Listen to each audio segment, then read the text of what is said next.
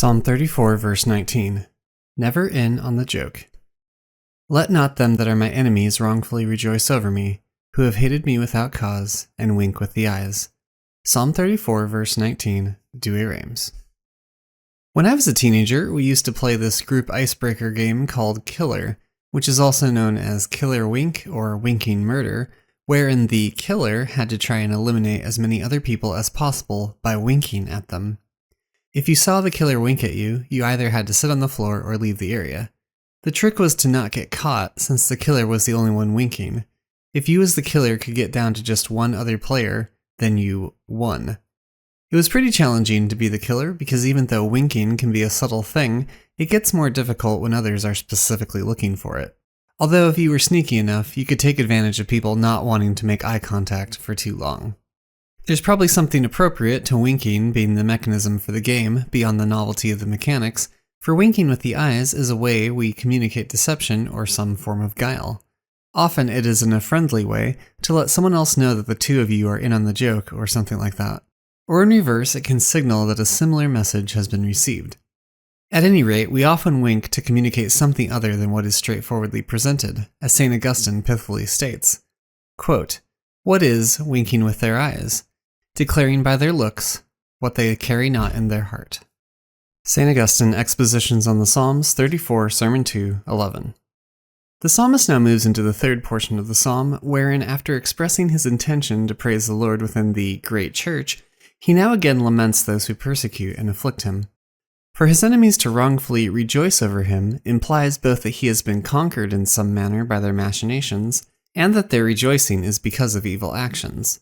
This is further explicated in the following passage, that they hated me without cause. As in many psalms, the psalmist protests his innocence to the Lord against the enemies that afflict him, noting that their persecution of him is gratuitous and not in retribution for any wrong or slight he has committed against them. In other psalms, he doubles down on this, imprecating himself if he had done wrong. Quote, "O Lord my God, if I have done this thing, if there be iniquity in my hands, if I have rendered to them that repaid me evils, let me deservedly fall empty before my enemies. Let the enemy pursue my soul and take it, and tread down my life on the earth, and bring down my glory to the dust." Psalm 7, verses 3-5, Douay Rheims.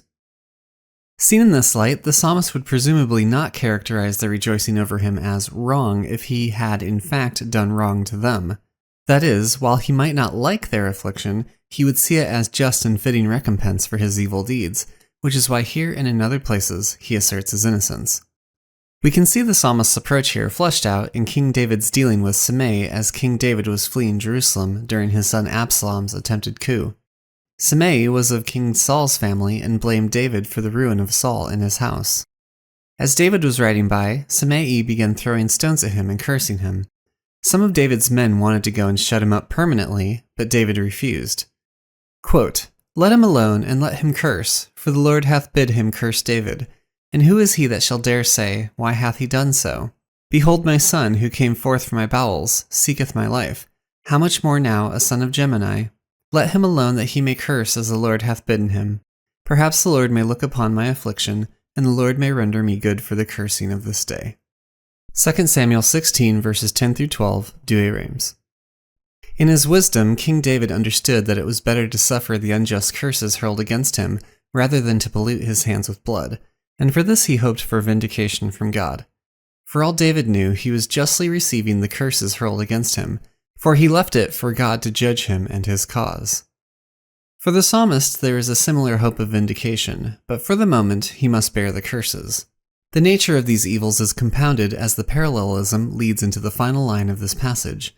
His enemies wink with the eyes. In other words, there is a hint of betrayal here, for winking conveys the sense of some sort of familiarity or trust. To wink at someone is to, in some respect, let them know there is deception or guile at work, but you two are on the same page and aware of it. The implication, as St. Augustine said earlier, is that they are now using this against him. They communicate with their eyes something that is not in their hearts. The psalmist is not in on the joke, as it were. Rather, it is marshaled against him, and they know that he knows that they know, which conveys the callous nature of their rejoicing over him. He trusted, and now that trust is used against him, and they aren't afraid that he knows it. The psalmist elsewhere expresses similar thoughts. Quote, "For if my enemy had reviled me, I would verily have borne with it. And if he that hated me had spoken great things against me, I would perhaps have hidden myself from him. But thou, a man of one mind, my guide and my familiar, who didst take sweetmeats together with me, in the house of God we walked with consent."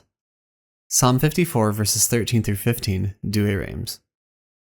Cassiodorus says that winking is what we do when we want to warn someone without betraying that warning with words. But now his enemies use what should warn him against evil or deception as a means to communicate their malice towards him. It is because of this great betrayal and subjection to his enemies that causes the psalmist to take recourse with the Lord, to plead for justice against them that afflict him.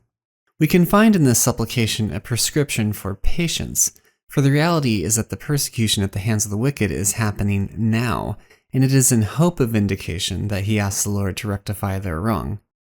It is this confidence that enables him to not hate his enemies, as has been seen in earlier passages, but to wait for the Lord's judgment. And while he waits, this patience can bring forth a harvest of virtue. Quote, "My brethren, count it all joy when ye shall fall into diverse temptations, knowing that the trying of your faith worketh patience. And patience hath a perfect work, that ye may be perfect and entire, failing in nothing." James chapter 1, verses 2 through 4, Douay Rheims. "Let not them that are my enemies wrongfully rejoice over me, who have hated me without cause, and wink with the eyes." Psalm 34, verse 19, Douay Rheims.